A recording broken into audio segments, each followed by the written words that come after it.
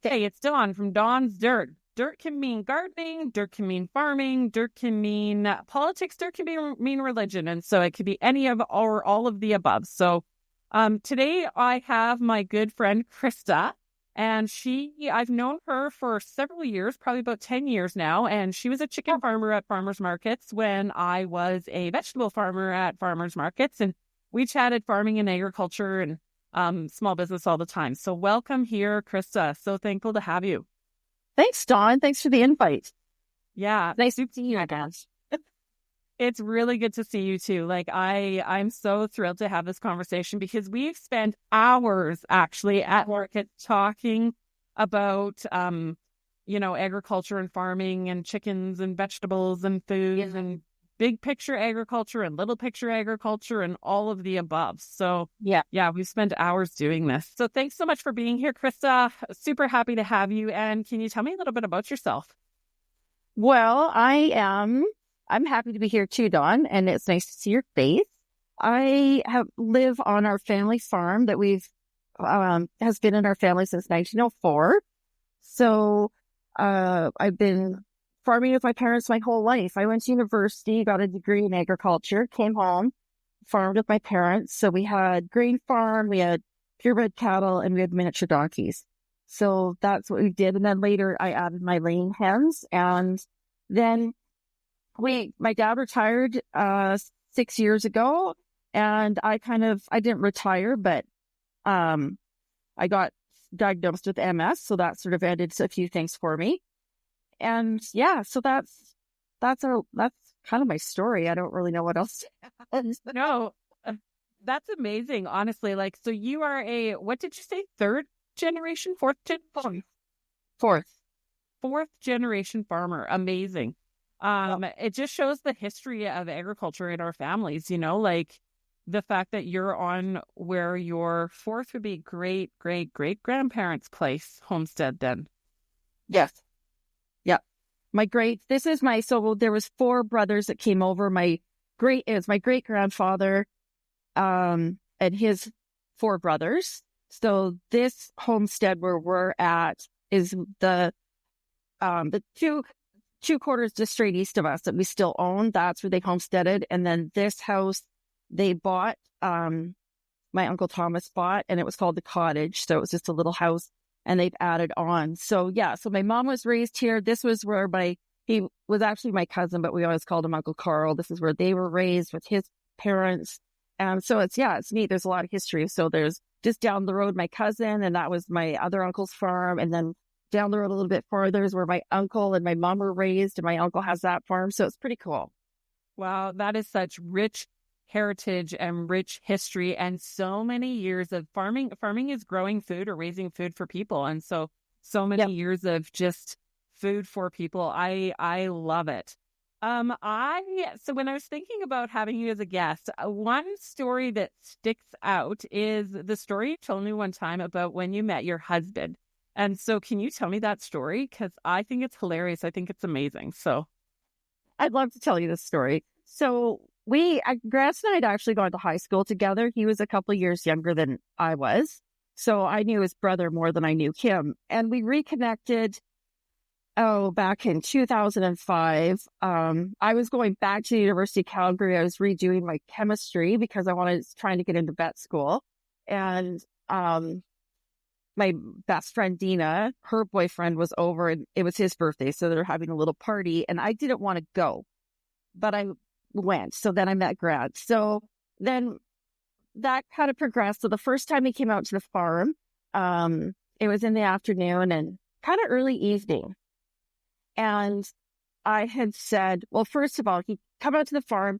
Mom and Dad were here, and in rolls Grant. He's driving his mom's car, which is an Echo, because he was broke and recovering financially from a nasty divorce. Rolls in, dressed for golf. He was going to go golfing in his mom's car. And I was like, oh my God, Dad and I were sorting bowls. And I'm like, oh, this is not good. So I didn't know what to do with them. So I put him in with, we had a whole bunch of jennies and foals. So I said, go pet the jennies while we deal with this. And I had a cow to AI. So Dad and I get the bulls sorted, get all that done, and get the cow on the chute. And Grant's like, oh, he's all eager. He's like, what are you doing now? And I said, well, I just have to AI this cow quick, and then we can go for dinner. He's like, cool. So I get her in the squeeze. I've got everything ready. I've got keep the semen in my shirt, in the pipette, and I had my glove on. And so this cow, she was in a really good steady heat, and so I grab her tail, and he has no idea what I'm doing. So I grab my tail and I palpate her, and I had to get all the manure out because I needed to feel her cervix.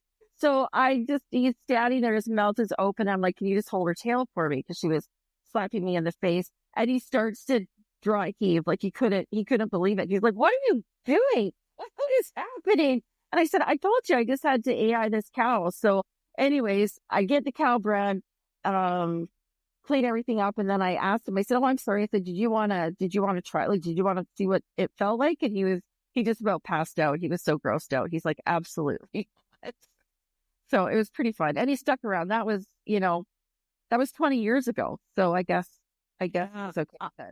I love that story. I love it. Now, just for some of our listeners that maybe don't understand all the ins and outs, I know exactly, like I had a running dialogue in my head when you were talking about all this, but just in case if people don't. So you were AIing a cow, which is artificially inseminating. So you were taking semen, which you had in your shirt, and you were putting it inside the cow. And so you had to palpate, right? That's the word you said. You had to take your hand. You would have had a big glove on, and you would have put your hand right up into the cow. I guess, sorry, I'm interrupting you. You rectally palpate them, and if they're in a good standing heat, you can, through their butt, you can feel their cervix, and it's really hard. And then you put the pipe in vaginally. It's just a really skinny pipette. And if you manipulate the cervix through their butt where your hand is, then it's easier to get the pipette into the uterus. Yeah. Process.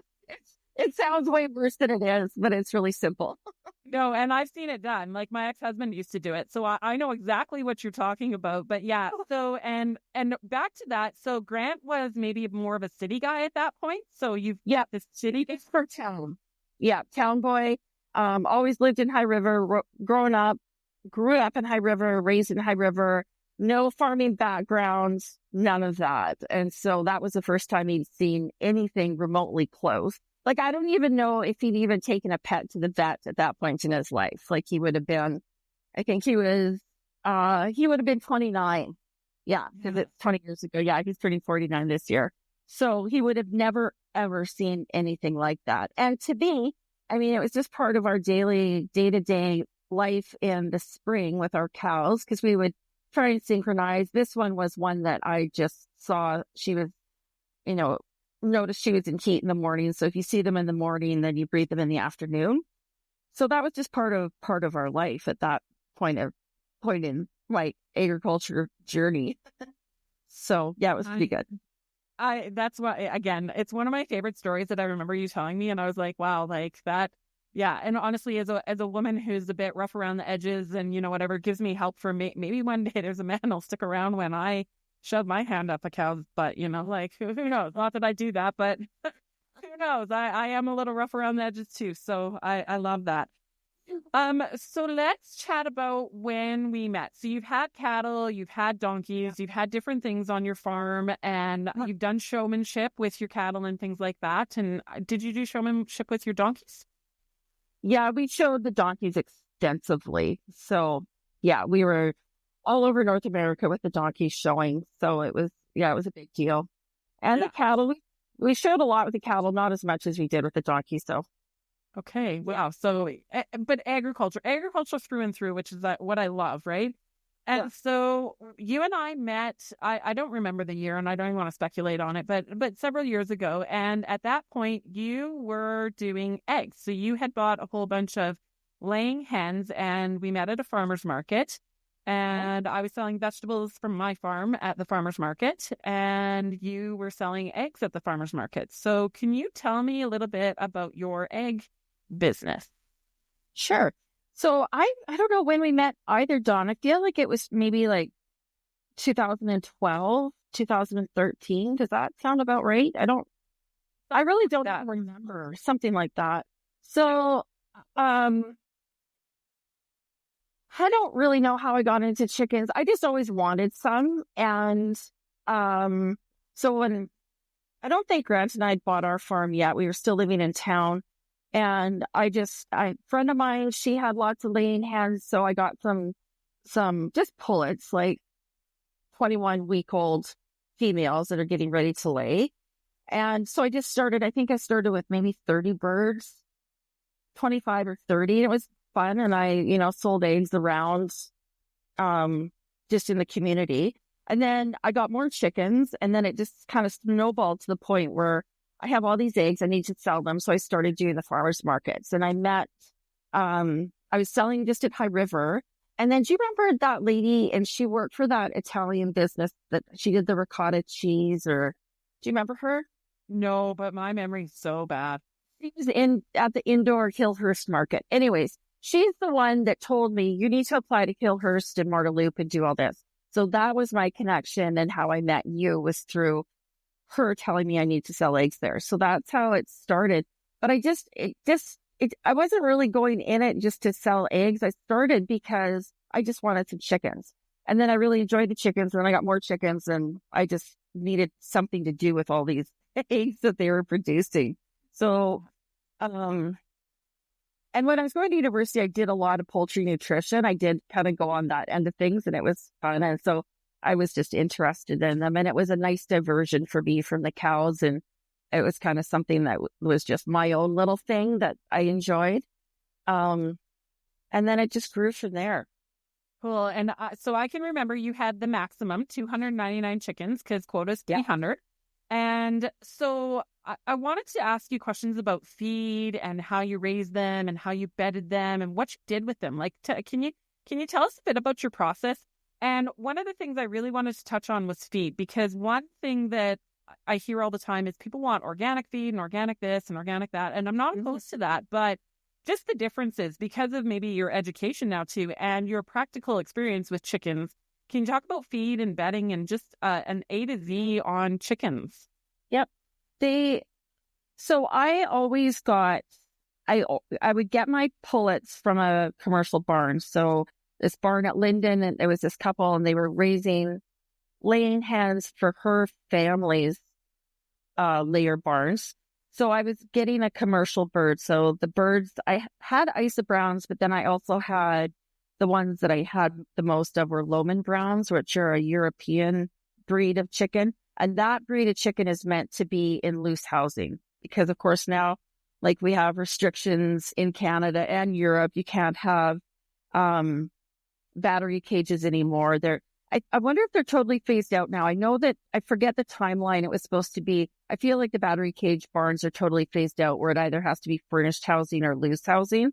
So these Lohman Browns were bred to be loose because a lot of chickens don't do terrific in giant groups, like in a great big barn setting. They like to be in smaller groups.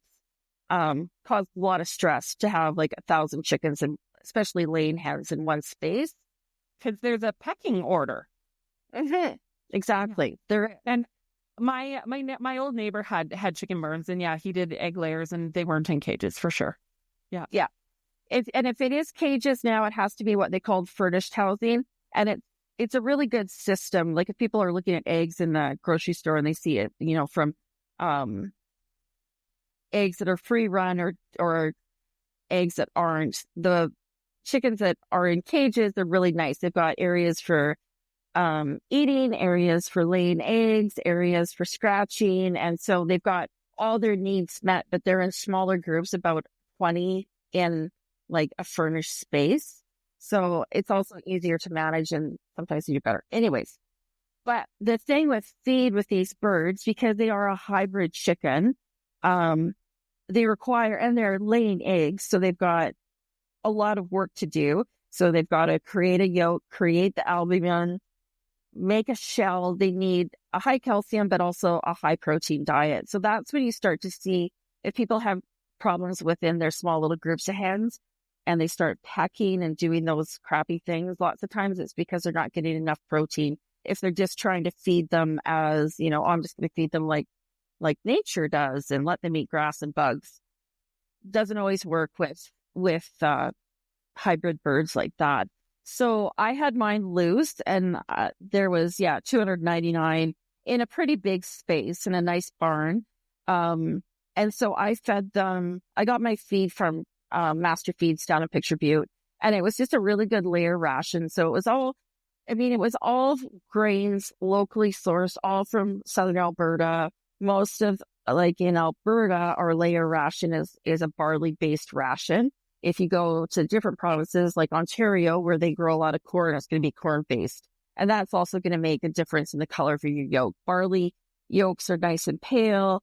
You know, if they're eating a lot of grass or they're eating a lot of corn, you're going to get those really bright orange yolks. It's not how healthy the bird is. It just is whatever they're eating.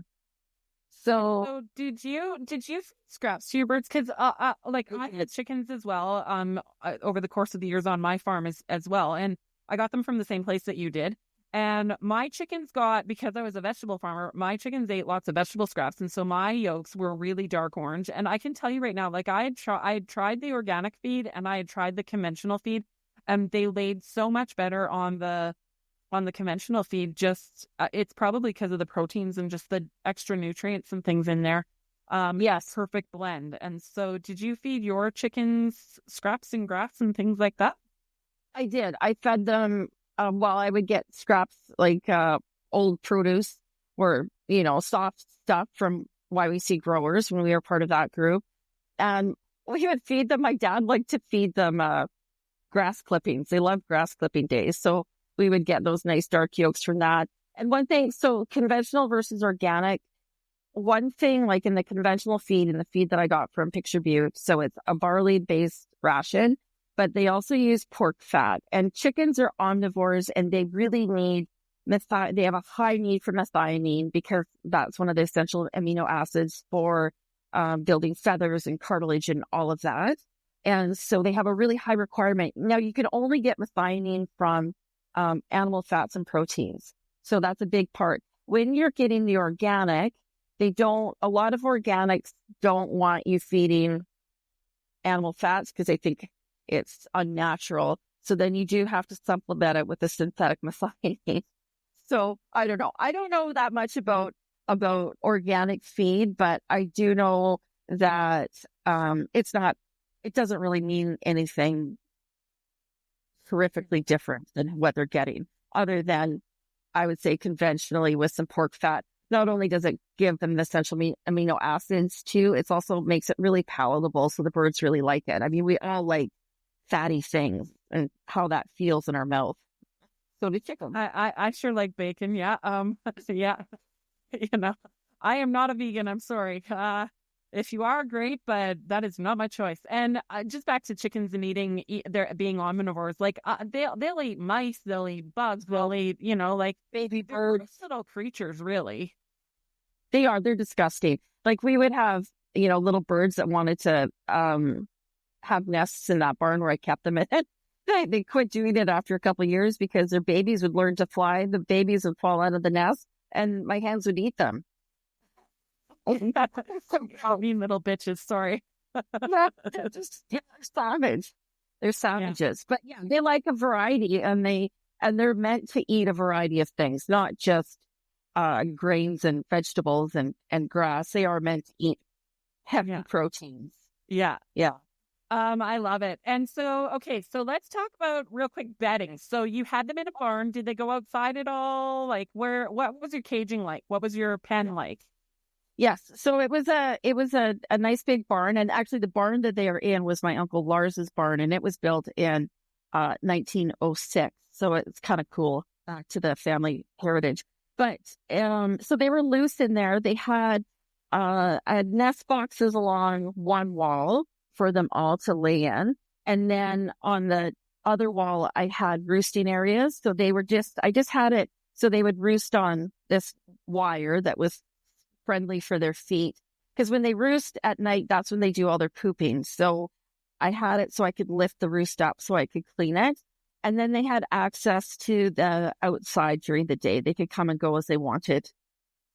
So they had a nice thing. I mean, in the winter, it was more difficult because they clearly days like today, they'd be outside. But if you had a big cold snap and it was -40, it was really hard on them. Yeah. Did you heat your barn in the winter? No, I didn't because it was insulated enough and it was, I had enough animals in there that it kept it pretty warm even when it was really cold. I did have heat lamps, like I'd have red light on, for them. And I mean, they're lights. So in the winter, they're long day layers. So they need 12 hours of light to want to keep laying. So I would have lights on in the barn that starting at like 5 a.m.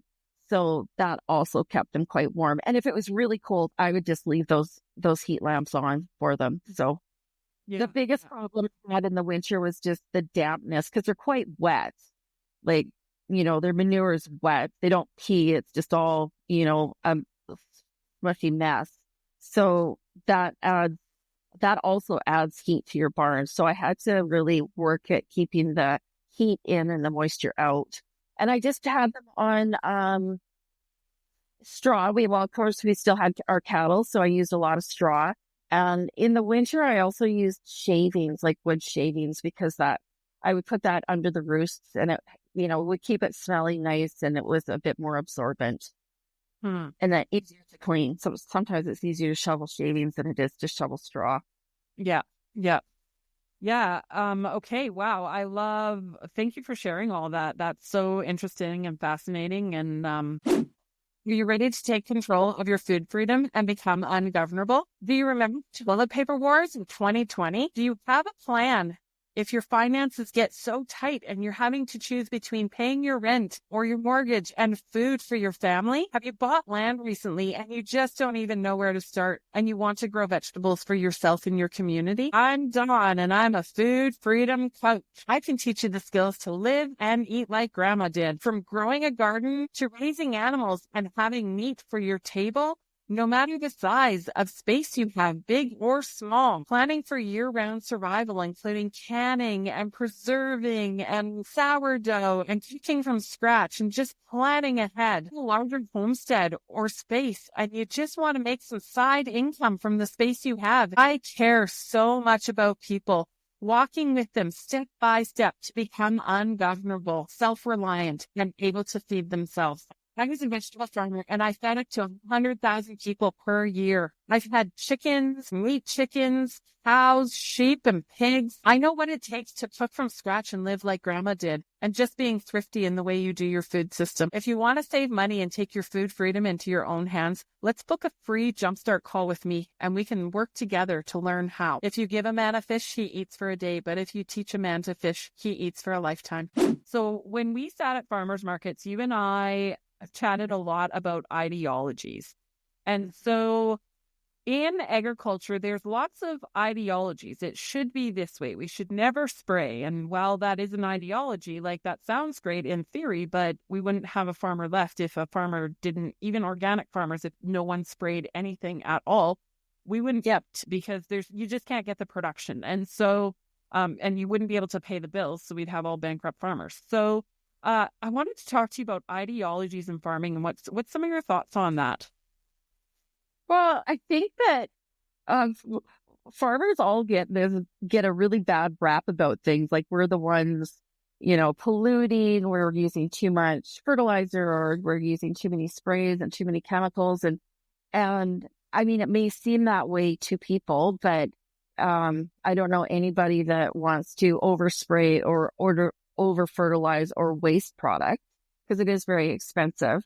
I think that I was watching an interesting little clip the other day and I wish I could remember what it was, but they were talking about farming and food and what's happening. And I think that people, instead of always villainizing farmers, we need to start looking at the people, the food making companies, like these big companies like Kraft or whoever.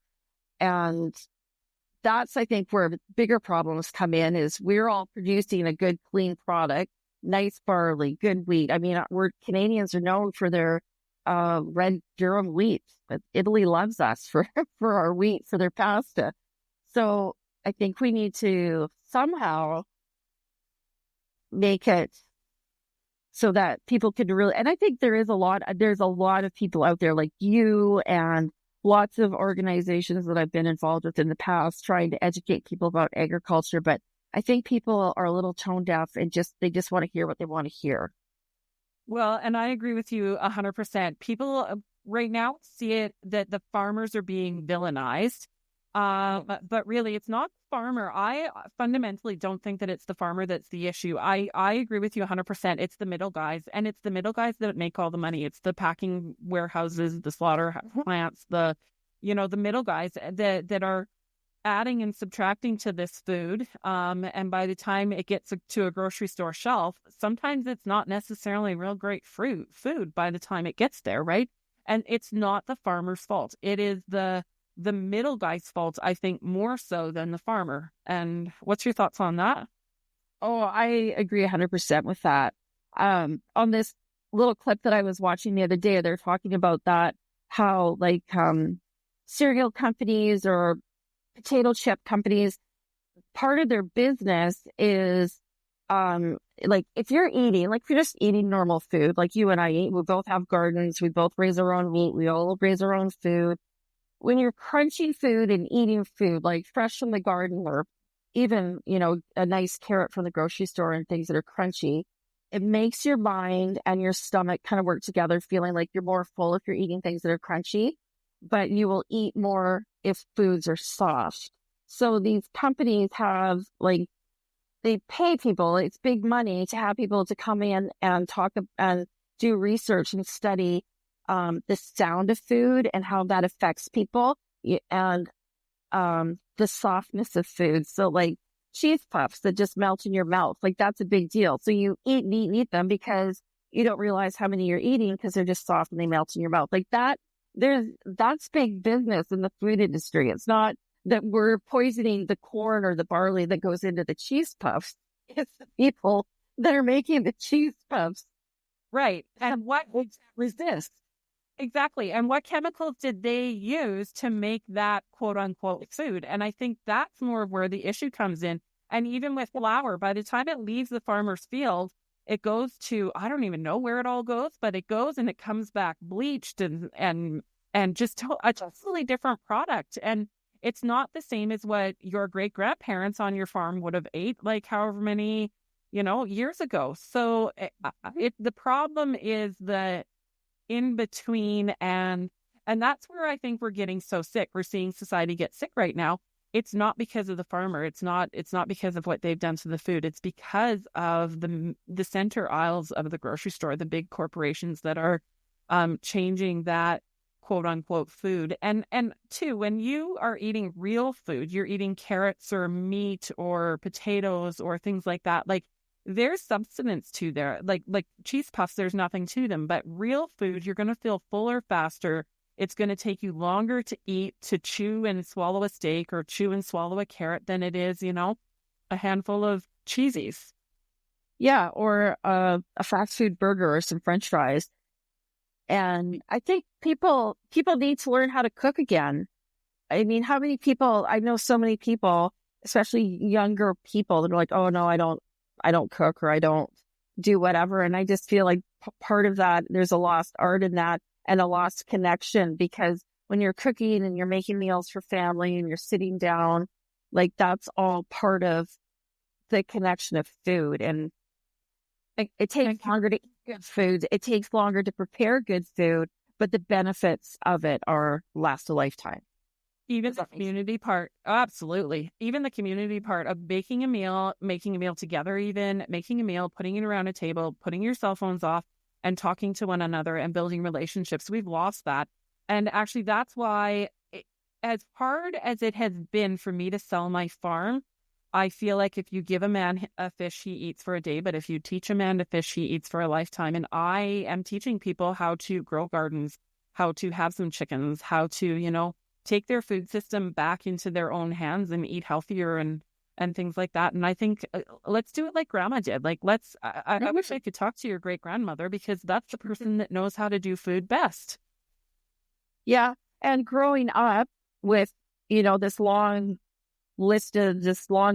lineage behind me, we still do lots of things that I'm still using my great grandma's recipe for when I'm making canning pickles and all that stuff. I think, Dawn, we should get together and teach people how to do a canning session or something, because I love it. like, even stuff like that, it's such a simple thing to do, but people don't do it because they think it's hard, right? It's not hard, but that's the thing. You and I grew up with it. We grew up on farms. We grew up with parents who did all those things. I learned those things from my mom, who learned it from her mom, And so, yeah, absolutely. And that's why I'm doing what I'm doing, is because I think we need to go back in time and make our food system simpler. And so I wanted to chat with you about the cost of eggs that you were selling and why they cost the way they do versus eggs in the grocery store and why they cost the way they did there. I know it from a vegetable perspective, but can you speak to it from an egg perspective? Yes. Well, commercial egg production in Canada, it's like our dairy production. It's on a marketing board. So when you're part of a marketing board, so if you have quota, I don't know if, people quite understand what quota is, but you would buy, I didn't have quota. That's why I could only have 299 chickens. But if you're a big farm, like a Hutterite colony, or maybe you're a family farm that was grandfathered into quota, you would be allowed to, let's say your quota was for 10,000 layers. You would have that quota, and then the marketing board would guarantee your cost of production back. So you would always be paid cost of production, like cost of feed, housing, transportation, all of that. So when I was doing eggs, I think the quota marketing board price for eggs was around $3.50, which would be about right, because when I would tally up my feed and all of that stuff, it was pretty close. But my cost of production was a little bit higher because I was doing everything manually, right? It was me doing it. I collected the eggs. The eggs weren't collected on an automatic feeder that went through the whole barn, right?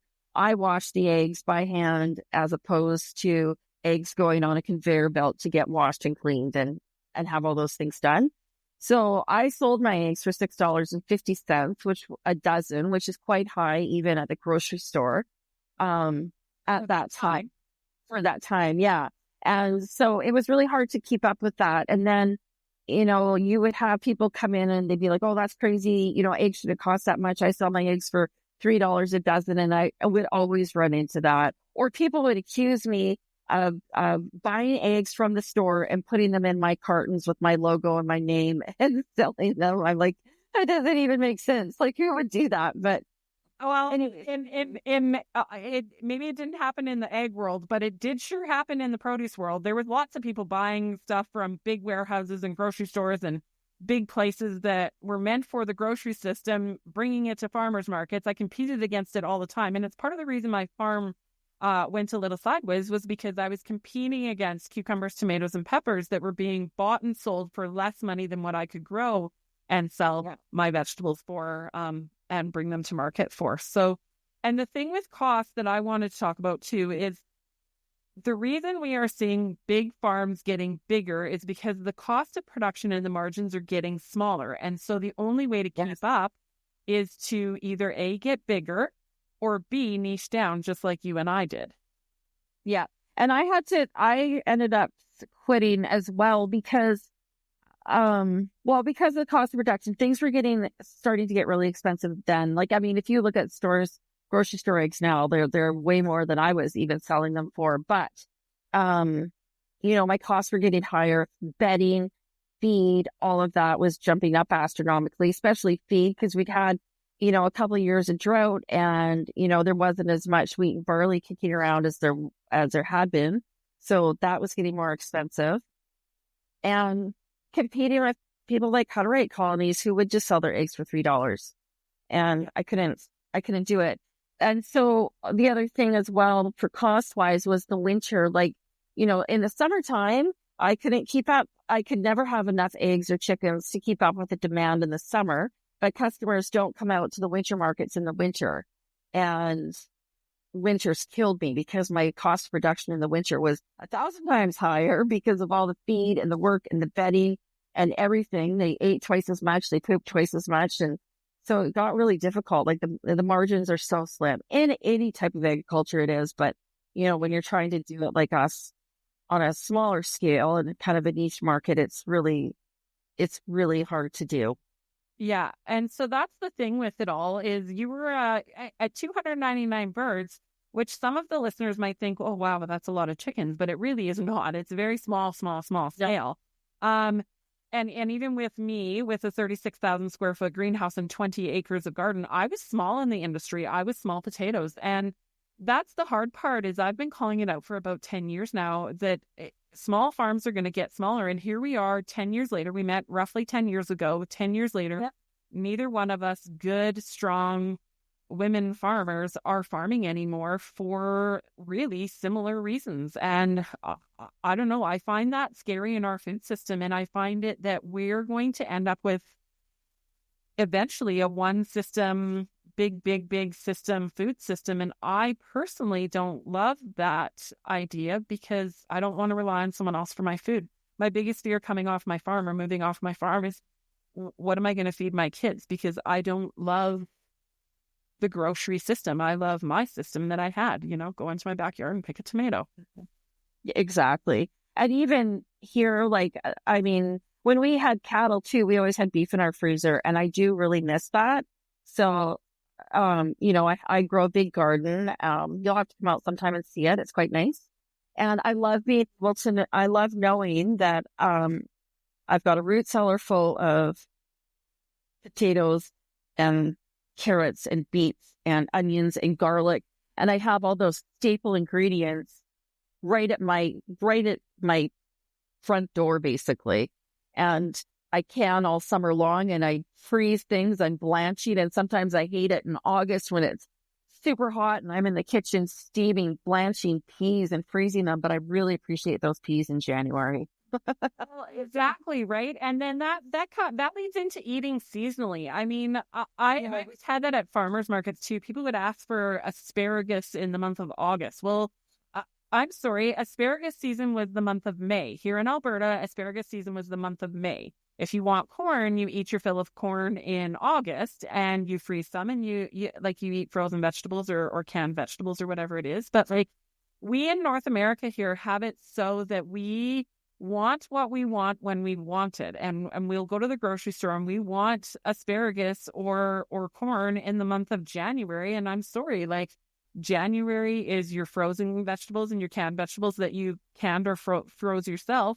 And that's the time that you're eating your potatoes and your carrots and your onions and your beets. And you might even have some cabbage left, the storage items, and just save that stuff for when it's good. When September rolls around, I eat corn to my fill. Yeah, I do too. And in the summer months, we definitely take advantage of what's in season and what we're growing. And I try and grow my garden accordingly as well, so that everything's not happening at the same time. You've got the early stuff like your, lettuces and radishes that like the cooler temperatures and do better in the early part of the garden, and try and have things that happen when they're naturally meant to happen. I don't do asparagus, but I do love some fresh asparagus in May. Yeah, for sure. And that's the time to get it, because asparagus, when you have asparagus in the month of May, when you buy it, because, the odd time you've bought a thing of asparagus or whatever, and you have to cut so much off the ends because it's just so tough. When you get fresh asparagus straight from the farm to the table, you don't have to cut it off because it's tender. And I used to eat asparagus raw. So yeah, raw, brand new baby asparagus that there was that farm that just grew asparagus. I forget what their name was, but they were always at Hillhurst. And that was Bugsy. Yeah, Bugsy, exactly. That asparagus was incredible. And you didn't even need to cook it, or blanch it. It was just sweet and beautiful as it was. Absolutely. Yeah. You know what I loved about that farmer? Let's just talk about him behind his back here a little bit. I loved that he was actually a grain farmer. This was my understanding anyway, that he was a grain farmer down south, and that he took the corners of his fields where he couldn't get to with the tractors and things like that. And that's where he put his asparagus. So he used the utmost of his land to grow grain crops and then asparagus. I didn't know that that's what he did, like did the quarters, but that makes sense. And also, people don't give farmers enough credit for their ingenuity and willing to think outside the box and do interesting things that nobody else is doing to pay the bills, to pay the bank, right? Farmers and ranchers are the most, what's the word? It's escaped my brain. But anyways, farmers and ranchers are so industrious. I do not get enough credit for that and what they will do just to maximize their land or their production. And there's always something interesting going on behind the scenes. It's even how we got into donkeys too. That was, the bank told my parents to diversify. We were just grain farmers and had cattle like everybody used to. You'd have some cows and grain farm, but that's how we got into the donkeys. Was there was bank loans needing to be paid, and the bank told my parents to diversify, so they got into donkeys, and then that turned into a 30-year business that was really successful and quite interesting, and led to meeting some really interesting people too. So yeah, exactly. I had it with my farm too. Like I had the 36,000 square foot greenhouse, and I went and I was like, we've got this cropland that we're renting out. Why don't we throw some garden in? Because if I'm going to the farmer's market with cucumbers, tomatoes, and peppers, I may as well take potatoes, carrots, onions, beets, do a garden. And so I remember the first year I grew a garden. I grew an acre of garden.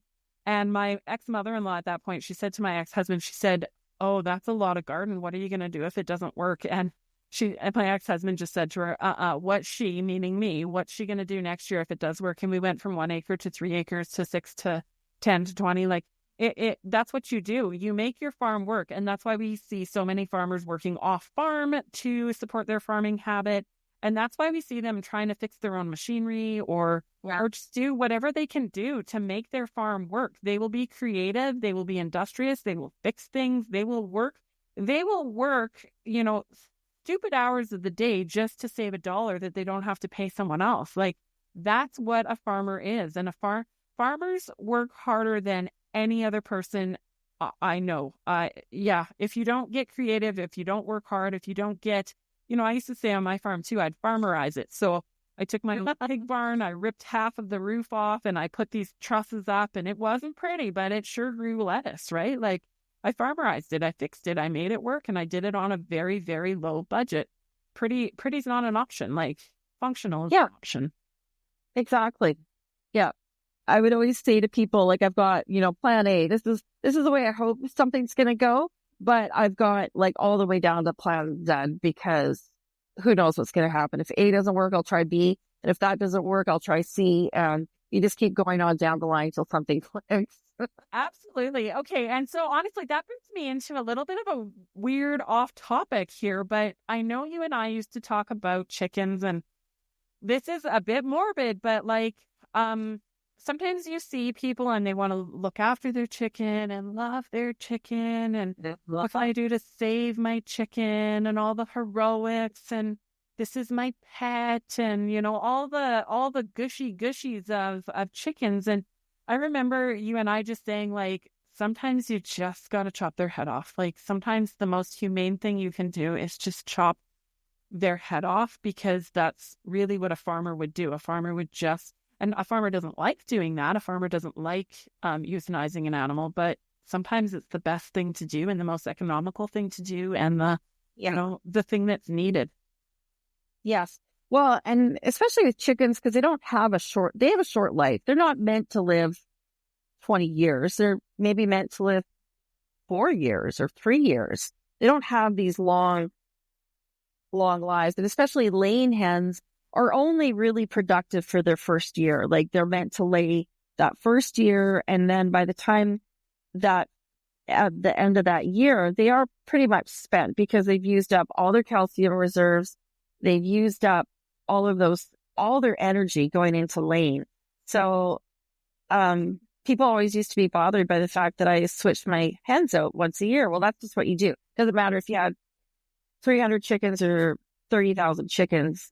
Even the big farms are always, cycling out their hens.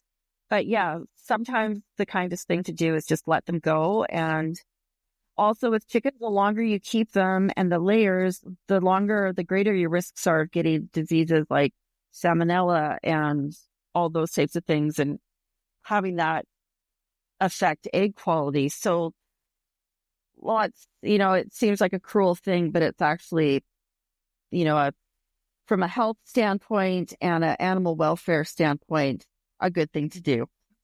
Yeah, absolutely. And so let's speak to the bird that, I had chicks myself last spring, and sometimes they get a little sick and they get a little, not well, and I'd try and help them a little bit the best I could, but sometimes the best thing I could do was just put them out of their misery. And so, yeah, like that's hard, but sometimes you have to make those decisions on behalf of that suffering animal. And so if you've got a sick chicken, or if you've got a sick chick, or if something's not going right, I think the most humane thing to do and the most caring thing to do for that animal is to put it out of its misery. Yes, absolutely. And there's not a lot of vets that you're going to be like, hey, I've got a laying hen that's egg bound. Can you help me? Most vets, our vets would be like, yeah, I don't know what to do with chickens. So when you're dealing with birds like that, you're looking at them as a flock, not as an individual, and you have to do what's in the best interest of the flock. So if you have ones that are sick or aren't thriving, then they do need to go for the betterment of the entire flock. And if somebody is sick, spreading disease, you've got to nip that really quickly before it becomes a huge problem. It's good animal husbandry. And so I think that as we see more backyard farmers and backyard chicken layers or chicken owners and things like that, I think these are things that we need to get across to people is, it's not easy. It's not, if you have, farmers always say, if you have an animal, you have a dead animal at some point. What's that phrase? If you have livestock, you have dead stock. That's what it is. If you have livestock, you have dead stock. And so that's the thing. Even if you're doing backyard chickens or backyard, meat birds or whatever it might be, or, your cows or your, whatever you have in your rabbits, people are getting into rabbits, meat rabbits. You're going to have dead animals. You're going to have animals. You're going to have to make hard choices. And to bring a chicken to the vet, like there is no way that the eggs that you would produce off of one chicken would ever pay for that vet bill, even if you did go to the vet. So what's the point? What's the point in having chickens if you're going to, Yeah. I don't know. And even if you've bought that chicken, let's say it's a really fancy chicken and it was even $100 chicken. I don't know what would be $100 chicken, maybe one of the really rare breeds or something, but it's, you're never going to get your costs back out of that bird, right? So it doesn't make sense to go to heroics. I always say keep them comfortable. And if you can keep them comfortable and they're okay, then go for it. But, beyond that, if they look like they're suffering, the kindest thing you can do is put them out of their misery. I agree. That's a hard lesson for people to learn because that's not a common thing, but it's the kindest thing to do. And it's not a nice thing. It's not easy. I've done it and it's not nice. I don't like it. I don't like it. I feel gross and I feel yucky every time, but I know it's the right decision, even though it's the hard decision. Sometimes the hardest things in life, you just got to do it. Yeah. If we liked it done, we'd be a psychopath. We're more problems in our basement than, killing chickens. Neither one of us are axe murderers. We got that cleared up, Yeah. And so that's the thing too. So as we see more people getting into this, and I think more people should get into backyard gardening, chickens, meat birds, just things that they can do in their own spaces. I think it would really help with our food system and our food cycles. And, it would help us rely less on the grocery store. And as we get into more canning and doing things differently, I think we need to learn these lessons, but there's hard things with it too. And so. Yeah, it's not an easy road. But we do need to kind of get back to our roots. Even this morning, so it was Saturday morning, I spent the morning making bread because I get really ticked off when I go to the grocery store and they want to sell me a loaf of bread for $6 when I can make that. So I just make our bread now, but I also grew up on homemade bread. But yeah, simple little things like that. For sure. Was it regular bread or was it sourdough bread? Because there's a huge movement into sourdough bread right now. Yes, it was sourdough. do you remember Karen Anderson, Dawn? Then she did the Food Artisans of Alberta. Were you? No, but I'm so terrible with names and remembering anything. I think it's from the stress. Like I was so stressed out and you knew me during some of those years. Like I was so stressed out that my memory's a bit shot. Yeah, you were. You had a lot happening in those years. A lot of trying times. So Karen Anderson, I'll just do a little shout out to her. She's got a really great cookbook.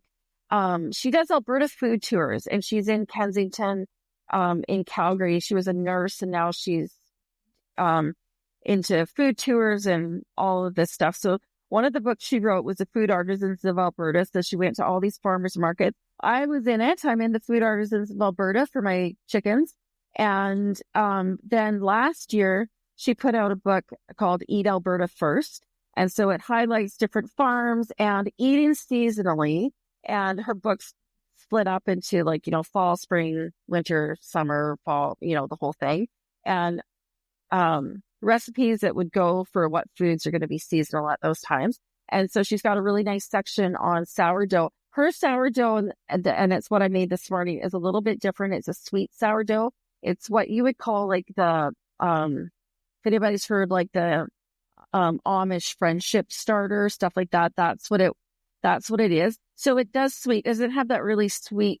It has a sweeter taste to it. It's not that really sour taste, but I've tried sourdough both ways where I did the sweet starter and then, just flour and water and tried to capture wild yeast, and I never had any success with that. So yeah, if anybody's looking for a good book, go buy Eat Alberta First by Karen Anderson and use her sweet sourdough starter.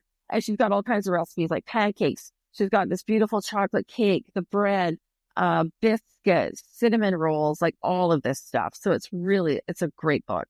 Nice. And then if you follow recipes like that, and if you eat seasonally, and if you eat locally, and if you grow things in your backyard, I don't see why. I think every single person should have something in the space that they have. So whether they have a balcony or whether they have a big backyard or 20 acres or a whole quarter section or sections of land, everyone should be growing something. Everyone should be growing some type of food. I'm huge on that. Sorry, Dawn. And people should be trying to do something on their own too, whether it's learning to bake bread or you're learning how to bake in general or learning just even how to cook a roast, right? Like just go out and try it and start eating seasonally, eating fresh and eating locally, and just start somewhere. It doesn't have to be perfect. It doesn't have to be amazing. It doesn't have to be Instagram worthy loaves of sourdough. You just have to start and try. Absolutely. And yeah, I agree. And eat like grandma did. And that's where we're at, is just, let's start doing it like our grandma did. Let's start getting back to our roots. Let's start, taking things into our own hands again. And I couldn't agree more. So any final thoughts just before we jump off here, Krista? No, it's just so nice. I could sit and chat with you for hours, Dawn. It's just nice to chat. I just think we just need to support one another and just try some new things. Try that garden, try that bread recipe, and support your local people. If you know small farmers, I have lots of friends in that area that sell different things. Our neighbor does pork, I buy from him. My friend does lamb, I buy from her. Like, support your local people in your community that are trying to raise good food and support small businesses and small farms. Because one day, if we keep going the way we are, there will be no more small farms left. I couldn't agree with you more. One day, if we keep going the way we are, we will not have small businesses and small farmers and small food left. And so absolutely couldn't agree with you more. Thank you so much for being on the show today. Really appreciate your insight. I too could sit here and talk for hours with you. We have sat on the phone for hours before, and we sat at farmers markets chatting for hours at a time. So I love farmers market chats. I do too. I really miss you, and I miss the farmers market world. So, but here we are teaching people, and I'd like to just throw in a little plug for myself. If you need help in knowing how to do these things, I've got all this knowledge and experience in growing food and raising food for people. And so that's where I'm at, is I'm here to teach people. So give a man a fish he eats for a day, teach a man a fish he eats for a lifetime. And I can teach you to do it like grandma did. So I love it. much, Krista. Thank you. Thanks, Dawn.